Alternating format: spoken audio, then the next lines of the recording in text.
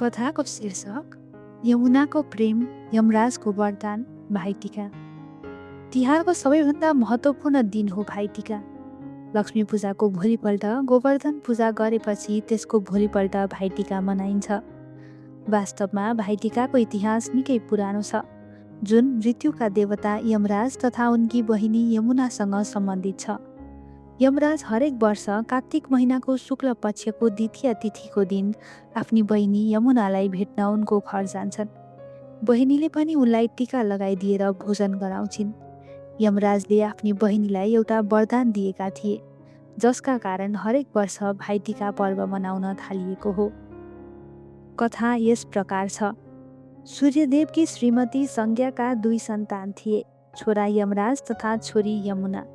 दुवै दाजु बहिनी बीचमा गाढा प्रेम थियो। यमुना हरेक वर्ष आफ्ना दाजु यमराजलाई भेट्न उनको घर जाने गर्थिन्। उनको राम्रो नराम्रो पक्षका बारेमा सोधखोज गर्थिन्। यमराजलाई पनि उनले आफ्नो घरमा बोलाउँथिन्, तर विभिन्न कारणहरूले गर्दा उनी जान पाइरहेका थिएनन्। एकपटक यमराज पूर्व जानकारी नदिई कार्तिक महिनाको शुक्ल पक्षको द्वितीय तिथिका दिन आफ्नी बहिनी यमुनाको घरमा पुगे। दाजुलाई देखेर यमुना निकै खुसी भइन्। उनले टीका लगाएर दाजुको स्वागत गरिन्। दाजुलाई स्वादिष्ट भोजन गराइन्। यमराजले पनि यमुनालाई थुप्रै उपहारहरू दिए। जब उनी आफ्नी बहिनीको घरबाट हिँड्न लागेका थिए, प्रेमवश उनले बहिनीलाई कुनै एउटा वरदान माग्नका लागि आग्रह गरे। त्यसपछि यमुनाले पनि यमराजसँग उनलाई हरेक वर्ष त्यही तिथिमा आफ्नो घरमा आउन र स्वादिष्ट भोजन गर्न आग्रह मात्र गरिनन्।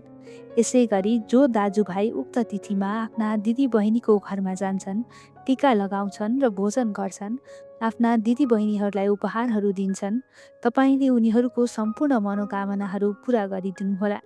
यसका साथै उनीहरूलाई तपाईँप्रति कुनै डर रहने छैन। यमराज आफ्नी बहिनीलाई अत्यन्त माया गर्दथे, त्यसैले उनले बहिनीलाई उक्त वरदान दिए। त्यसपछि त्यही दिनदेखि हरेक वर्ष त्यही तिथिमा भाइटिका पर्व मनाउने चलन चलेको धार्मिक मान्यता छ।